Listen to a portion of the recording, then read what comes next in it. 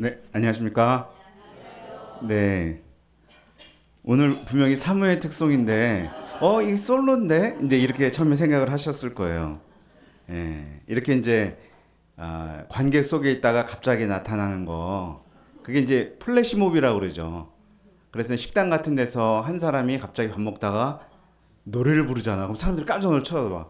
근데 좀 떨어진 곳에서 또 다른 사람이 노래 부르고, 또 갑자기 어떤 바이올린 연주자가 들어와서 바이올린을 하고 이렇게 해서 막 모여지잖아요.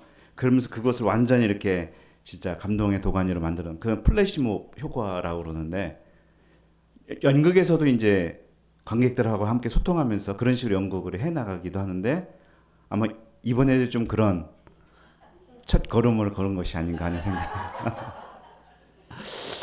예, 앞으로 그런 다이내믹한 준비들이 앞으로도 잘 이루어지면 좋을 것 같습니다. 예, 그 주 없이 살 수 없네 노래 가사였는데요.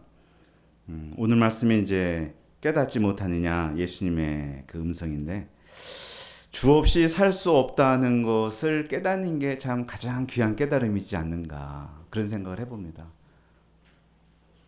아마 여기 앉아 계신 분들 대부분이 난 정말 주 없이는 살 수 없다는 것을 잘 깨닫고 계시겠지만 또 아니신 분도 아마 있을 것입니다. 참 이거 뭐 사람이 가르쳐 준다고 되는 거 아니고 많은 책을 본다고 되는 것도 아니고 많은 경험을 한다고 되는 것도 아니고 그건 성령의 역사이고 하나님께서 가르쳐 주셔야 되는 것인데 우리에게 주님 없이는 살 수 없다는 것을 인생의 가장 귀한 진리를 가르쳐 주신 주님을 찬양합니다. 자, 오늘 말씀의 제목은 아직도 알지 못하며 깨닫지 못하느냐 제목이고요. 요절 17절을 다 함께 읽어보겠습니다. 네, 시작. 예수께서 아시고 이르시되 너희가 어찌 떡이 없으므로 수군거리느냐 아직도 알지 못하며 깨닫지 못하느냐 너희 마음이 둔하냐. 기도하겠습니다. 하나님 아버지 감사합니다. 영적인 무지 가운데 있던 영적인 눈이 가려져 있던 저희들을 부르사 우리의 눈을 띄우시고 우리가 하나님 나라 주님을 바라보게 하시고 우리의 삶을 새롭게 하신 주님을 찬양합니다. 이 시간 예배가 살아계신 주님 나와 함께 하시고 구원하시는 그 주님을 새로운 눈으로 바라보고 깨닫고 또 신앙이 더 깊어지는 시간이 될 수 있도록 도와주시기를 간절하게 기도합니다. 주님 친히 말씀하여 주시옵소서. 감사하며 예수님의 이름으로 기도합니다. 아멘. 자, 예수님의 초기 사역에서 예수님이 중점적으로 하신 일이 무엇이냐? 제자들을 세우신 것이죠. 그 다음에 예수님이 어떤 분인지를 깨닫게 도우신 것입니다. 이 깨닫는다는 거, 깨닫는 것이 전부는 아니지만 먼저 필요한 것은 참 깨닫는 거예요. 예수님을 깨달으면 시키지 않아도 우리의 삶의 중심이 예수님이 됩니다. 예수님은 제자들이 잘 깨닫도록 가르쳐 주셨고 또 능력을 보여주셨고 여러 상황에 노출하기도 하셨습니다. 실내에서는 이론 교육을 시키셨고 실외에서는 현장 교육을 시키셨고 무엇보다 반복하여 반복 교육을 시키셨죠. 귀신 들린 자를 고치신 것도 반복되어 성경에 나오고요. 풍랑을 잠잠하게 하신 것도 반복되어 나옵니다. 오늘 많은 무리를 먹이시는 것도 역시 반복되어 나오는 사건이죠. 그래서 어떤 분은 이 말씀 공부할 때 이거 지난주에 했던 건데? 예, 반복되는 것이죠. 우리 대부분은 지금 성경에 나오는 제자들보다 더 오래 살았고 또 경험도 더 많습니다. 그러면 우리의 깨달음도 그들보다 더 깊은가? 한번 생각해 보면 좋을 것 같아요. 우리가 혹시 아직도 알지 못하고 깨닫지 못하고 둔한 상태로 있지는 않은가 하는 것을 돌아보는 시간이 될 수 있기를 바랍니다. 자, 본문은 많은 사람이 또 예수님과 함께 있는 장면으로 시작하는데요. 아주 멀리서 온 사람들도 있었다라고 말씀을 합니다. 지난 오병이어 사건 때는요, 당일 벌어진 사건이었어요. 당일. 지금은요, 예수님이 가르침을 시작한 지 나흘이 지난 때였어요. 3일이 지났습니다. 훨씬 이제 오랫동안 진행된 일이죠. 여기가 어디냐? 잘 몰라요. 근데 앞 사건과 연결을 해본다면 데가볼리라는 이방 지역이고요. 이방인과 유대인이 섞여 사는 그런 지역이다라고 추정할 수가 있습니다. 그렇다면 이방인들이 많이 예수님을 찾아왔을 거다 이렇게 생각할 수가 있어요. 그리고 이게 3일이 이렇게 가르침이 계속되고 있다라는 거 보면 굉장히 유대인들보다 열의가 뜨거웠다 하는 것도 생각해 볼 수가 있어요. 예수님에게 그들이 얼마나 소중하겠습니까? 예수님은 그들을 그 오병이어 사건 때처럼 굉장히 불쌍히 여기시고 안타까운 마음을 가지셨는데요. 먹을 것도 없이 그들을 그냥 집으로 돌려보내면 길에서 기진에 쓰러질 것이라고 생각을 하셨어요. 딱 이런 말을 딱 꺼내셨어요. 그럼 그 다음에 제자들이 센스 있게 탁 나와야 되는데. 자, 지난 오병이어 때랑 아주 비슷해요. 어찌하든 먹이고자 하는 예수님의 그런 마음이 반복이 되고 있는데요. 4절을 보면 제자들이 또 지난 오병이어 사건 때처럼 비슷한 말을 해요. 어디서 떡을 얻어 이 사람들로 배부르게 할 수 있겠냐? 이런 말이 나와요. 참 이게 습관적인가? 물론 제자들 항상 먹을 게 부족하고 돈이 부족하니까 부정적인 말이 나올 것 같다라는 생각은 들어요. 그렇지만 오병이어 사건, 며칠 전의 사건이 마음에 남아 있다면 예수님이 먹이면 되잖아요. 뭐 문제도 아닌데. 이런 말이 이렇게 튀어나올 제자도 있을 것 같은데 그런 사람이 없어요. 마치 처음 겪는 일처럼 다 반응을 해요. 머리가 리셋이 된 것 같아요. 물론 사람이 그렇다고 그래요. 에빙하우스라는 학자의 이론에 의하면 사람은 배우거나 들은 것의 40%를 20분이 지나면 잊어버린대요. 아마 여기 이제 메시지 끝나면 아마 40%는 다 잊어버릴 거예요. 괜찮습니다. 그리고 하루가 지나면 3분의 1만 머릿속에 남는데요. 그거라도 잘 남으면 좋겠죠. 근데 예수님의 가르침이 그런 세상의 가르침과 참 같아야 되는가 하는 씁쓸한 마음도 갖게 되긴 합니다. 예수님은 또 비슷하게 말씀을 하세요. 너에게 떡 몇 개가 있느냐? 근데 이 말을 딱 듣고 딱 이제 머리가 돌아온 것 같아요. 여기 보면 지체했다는 말이 없고 바로 7개 있어요. 이렇게 나온 말이 돼 있거든요. 그러니까 처음에는 머리가 잘 안 돌아가다가 이제 요 말씀 듣고 몇 개 있느냐 요 말씀 듣고 딱 알아차렸다 이렇게 볼 수가 있어요. 예수님은 무리를 땅에 앉히시고 떼어서 제자들에게 나눠주도록 하셨습니다. 작은 생선 2마리도 있었는데 이것도 축복하고 나눠주도록 하셨어요. 모두가 배불리 먹고 남은 조각 7강주리를 거두었고 먹은 사람만 성인 남자만 4,000명이었다라고 말씀을 합니다. 자, 그리고 이후 이제 바리새인들이 예수님을 찾아와요. 근데 찾아오자마자 바로 이 말씀에 보면 신란했다고 그래요. 신란하면서 하늘로부터 오는 표적을 구했다라고 말씀을 해요. 왜 갑자기 신란을 하지? 왜 하늘로부터 오는 표적을 구하지? 지금도 표적을 봤는데? 이상해요. 오병이어 먹일 때는 신란했거나 그런 말 안 나오거든요. 근데 왜 이거 하고서는 왜 나오지? 아마 아까 말씀드렸던 대로 이 기적을 행한 곳이 이방 지역이기 때문에 많은 수혜를 본 사람들이 이방인들이기 때문에 이렇게 반응하지 않았나라고 생각을 해보게 돼요. 오병이어 때는 대부분이 유대인들이란 말이에요. 그들의 혜택을 본 거예요. 신란할 게 없어요. 그런데 이방인들의 혜택을 본다? 이거는 보수적인 유대인들, 바리새인들에게는 영접하기 힘든 거예요. 메시아는 유대인들만의 메시아가 되어야 되거든요. 근데 나흘 동안 이방인들 영접하고 먹였다? 그들을 위해 기적을 연출했다? 아, 이거 메시아 아니지? 이러면 아니지. 그러면 다시 검증해 봐야지. 맞아. 그래서 신란하며 진짜 당신이 구원자인지 하늘로부터 오는 표적을 요구했다고 추정할 수가 있는 거예요. 자, 예수님은 수많은 표적을 보여주셨어요. 나병 환자 고치고 죽은 자를 살리고, 이게 어떻게 작은 일입니까? 5,000명, 4,000명 먹이는 게 어떻게 작은 일이겠어요.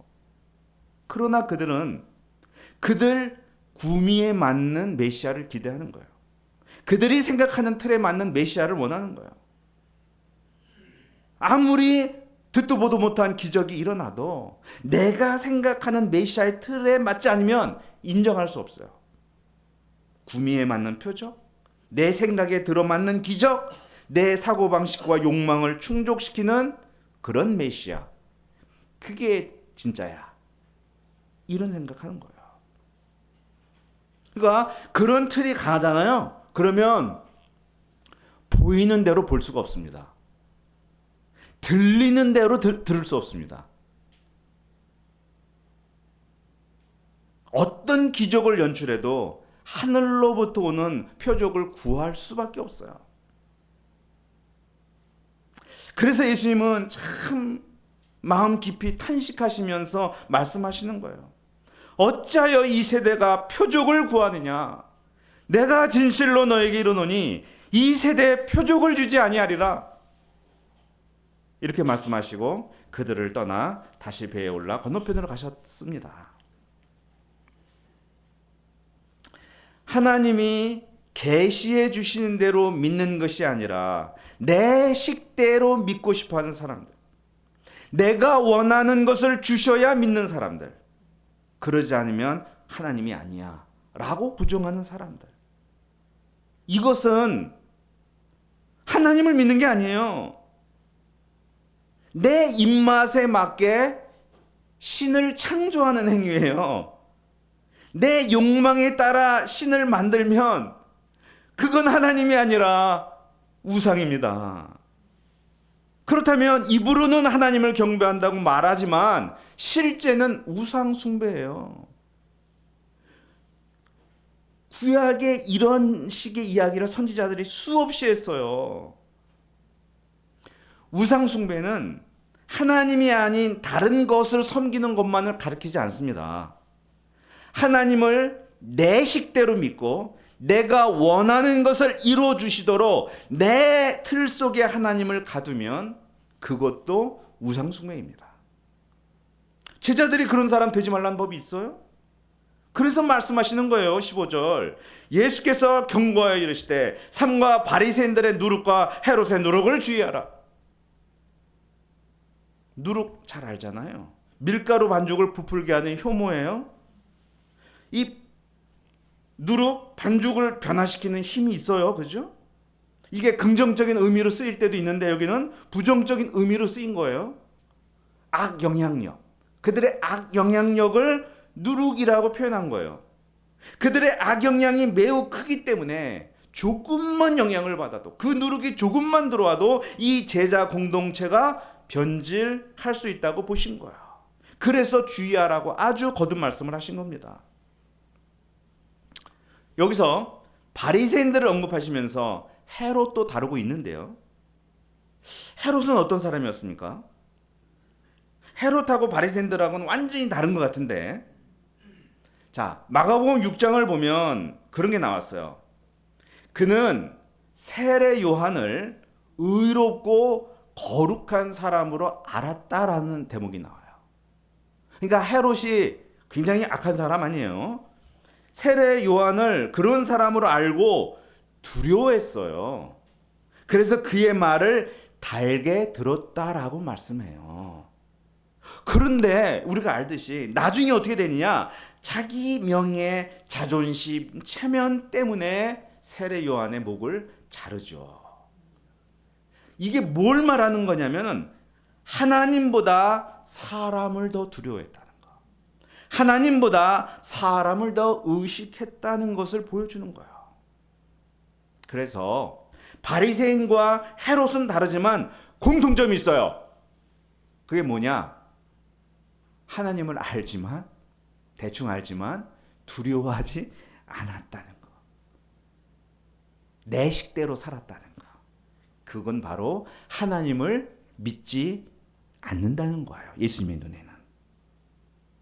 겉과 속이 다르고 위선적이고 이중적이고, 이게 사실은 하나님을 믿는 믿음이 없기 때문에 생겨나는 현상이고, 이런 현상에 제자들도 오염될 수 있다, 이렇게 보신 거예요. 근데 참 재밌습니다. 예수님이 이렇게 신신당부하시는 말씀 앞에서 제자들이 어떻게 반응하는가? 그들은 서로 수군거려요. 어떻게 하냐? 우리에게 떡이 없어서 저런 말씀을 하신다, 이렇게 수군거리는 거예요. 이게 무슨 사오정이에요? 이게 뭐야 도대체? 응? 바리새인과 헤롯의 누룩을 조심하라 그랬는데 떡이 없어. 맞아 떡이 없어. 완전 채널과 주파수가 아주 완전.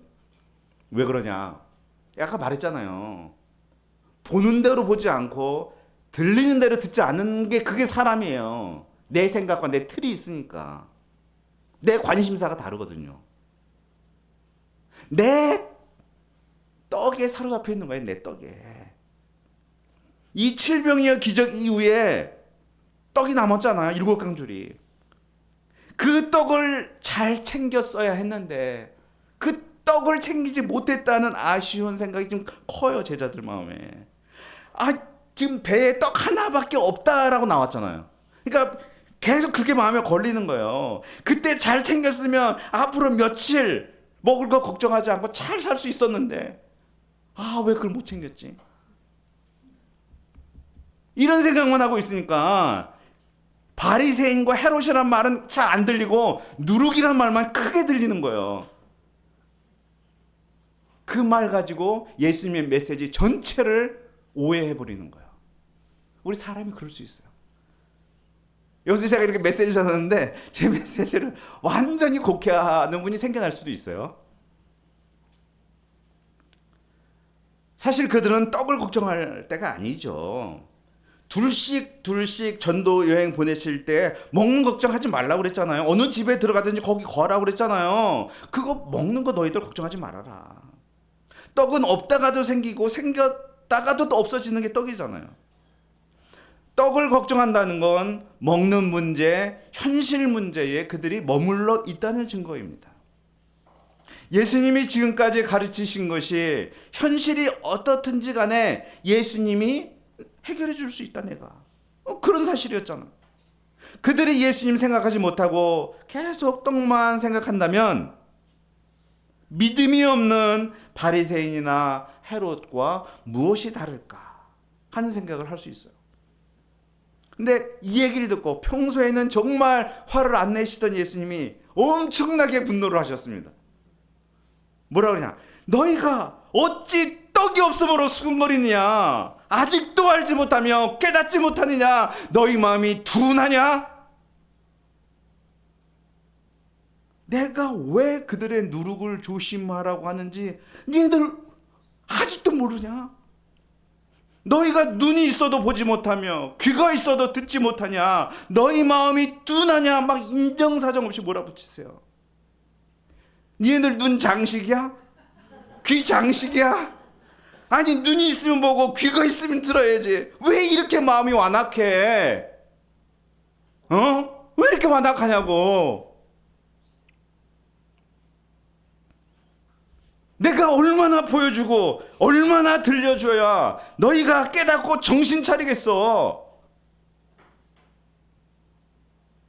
아무리 보여줘도 또 표적을 보여달라고 하는 바리새인과 니네가 다를 게 뭐야?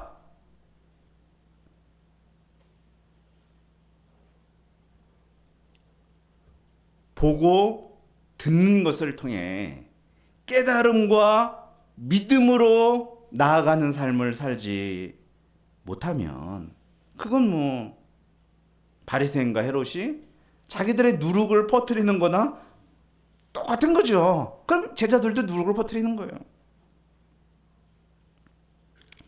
좀 이렇게 화를 내셨다가 예수님 다시 좀 진정을 하시고, 그래, 아직 때가 안 됐으니까, 어리니까. 유치원 선생님이 반복해서 유치원 원아들에게 하나하나 집어주듯 다시 이해시켜 주십니다. 내가 떡 5개를 5,000명에게 떼어줄 때 조각 몇 바구니 거두었지? 또 7개를 4,000명에게 떼어줄 때 조각 몇 광줄이 거두었지? 제자들도 어린아이들처럼 또 대답해요. 12이요. 7이요. 그러자 마지막으로 예수님이 말씀하시죠. 아직도 모르겠어?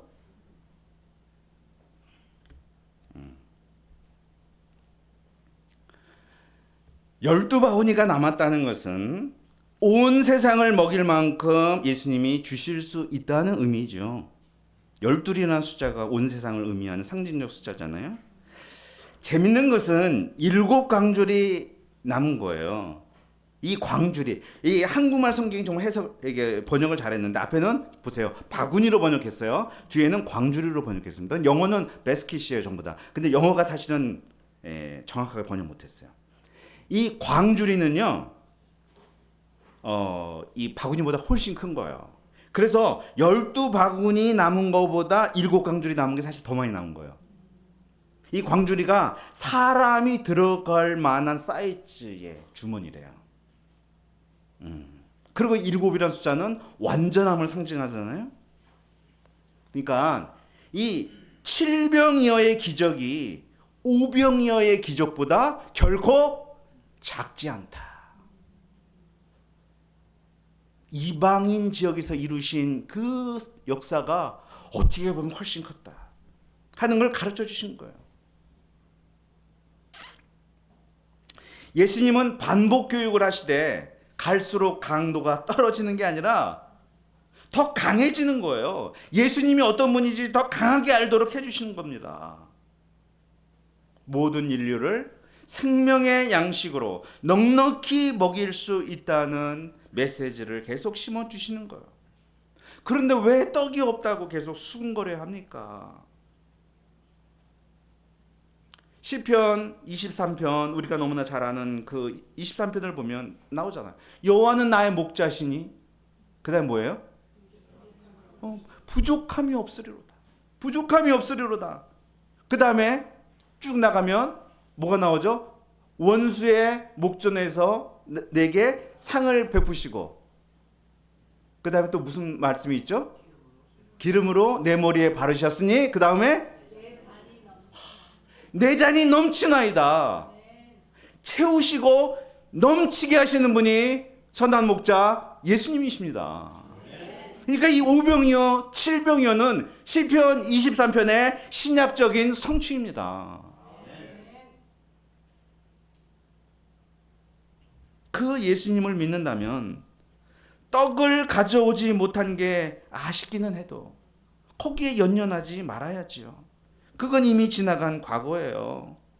떡은 담지 못했더라도 남도록 먹이신 예수님을 마음에 담으면 되잖아요. 제자들에게 무한을 주신 이후에 예수님은 벳세다에 이르셨습니다. 사람들이 맹인한 사람을 데리고 나와 자비에 베풀기를 원했습니다. 예수님은 그의 손을 붙잡고 마을 바깥으로 데리고 나가셨습니다. 예수님 눈에 침을 뱉고 안수를 하셨어요. 그리고 무엇이 보이냐고 물으셨습니다. 맹인의 눈에는 사물이 흐릿하게 들어왔어요. 이렇게 나무 같은 것들이 걸어 다니는 것이 보입니다라고 사람들을 보고 그렇게 얘기를 했죠. 그러다 또 예수님은 다시 한번 안수를 하셨어요. 그때 그는 모든 것을 밝히 보게 되었다라고 말씀합니다. 예수님이 한 번에 맹인을 고치시지 않고 2단계 거쳐 고치시는 모습은 다른 곳에선 볼 수 없는 장면이에요. 예수님의 능력 부족을 얘기하는 것이 아니라 영적인 눈을 뜨는데 단계가 있다는 걸 이것을 통해 보여주시는 거예요.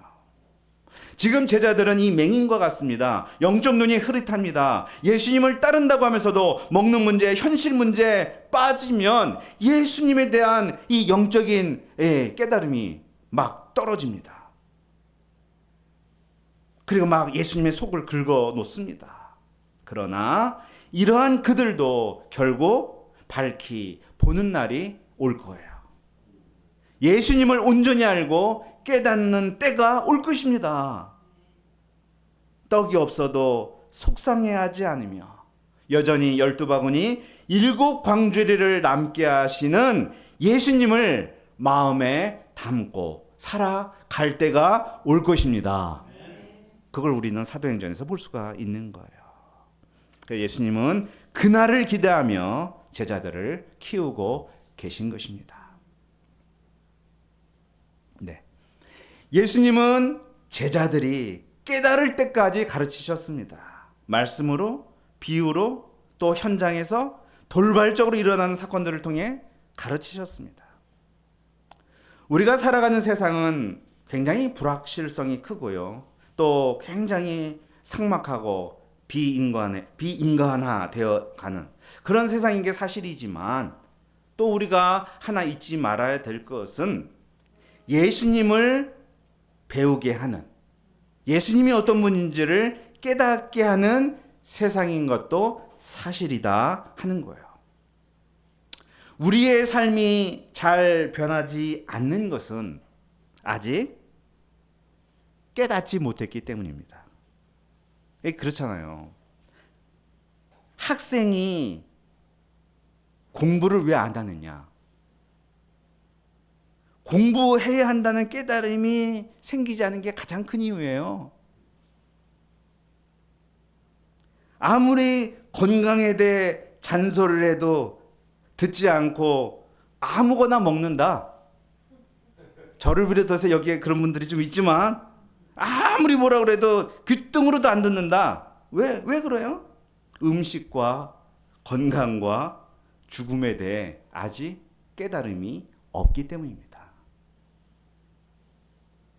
그래서 우리는 이번 여름 수양회 때 이 죽음에 대해서 깨닫도록 하고자 합니다. 네.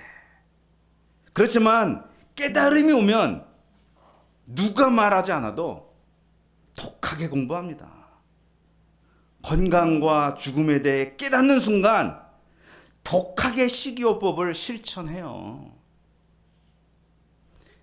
무늬만 예수님의 제자로 살아가는 것은 여러 이유가 있을 수 있지만 예수님에 대한 깨달음이 부족하기 때문이에요. 깨달음은 마치 백신과 같습니다. 바리새인과 헤롯의 누룩이 세균처럼 들어와도 예수님이 누군지 진실로 안다면 그런 누룩이 내 안에서 힘을 발휘할 수 없습니다. 물론 신앙에서 깨달음이 전부는 아니에요. 깨달음은 반드시 실천으로 나가야 되지만 나를 움직이게 하는 힘은 깨달음에서 오는 게 사실입니다. 그것을 우리는 뭐라고 부르느냐? 성령의 역사라고 부르는 거예요. 억지로 시켜서 움직이게 하는 거 한계가 있습니다. 무조건 푸시해서 움직이게 하잖아요. 그러면 의무적인 신앙생활, 도덕주의, 율법주의로 흐르고 맙니다. 그러다 나중에는 신앙에 대해 회의하고 냉소적이 되어 믿음의 길에서 떠나고 맙니다. 그래서 신앙생활이나 우리의 모든 삶은 내가 깨닫고 내가 주도하는 자기 주도적인 신앙생활 하는 것이 가장 좋습니다. 거기에 자유함이 있고 기쁨과 감사함이 넘치는 거예요. 이제 예수님의 갈릴리 사역이 마지막을 향해 나아갑니다. 이제 다음 주일에, 다음 시간에 예루살렘으로 떠나기 전 갈릴리 사역을 정리하시는 마지막 모습이 다음 주에 나오게 됩니다. 우리의 삶을 12바구니 가득하게 일곱 광줄이 가득하게 채우셨고 앞으로도 채우실 예수님을 감사하고 찬양합니다. 기도하겠습니다. 하나님 아버지 감사합니다. 오늘 말씀을 통해서 참 현실 문제에 사로잡힐 때, 시대의 영향을 받을 때 참 깨닫지 못하고 그렇게 반복해서 가르쳐도 제자리인 것처럼 보일 때가 참 많은 것을 보게 됩니다. 그러나 주님의 소망대로 모든 제자들은 오순절 성령 강림 사건을 통해 깨달았고 예수님이 하나님이 어떤 분이신지를 알고 그 깨달음의 기초에서 사도행전의 역사를 이루어간 것을 보게 됩니다.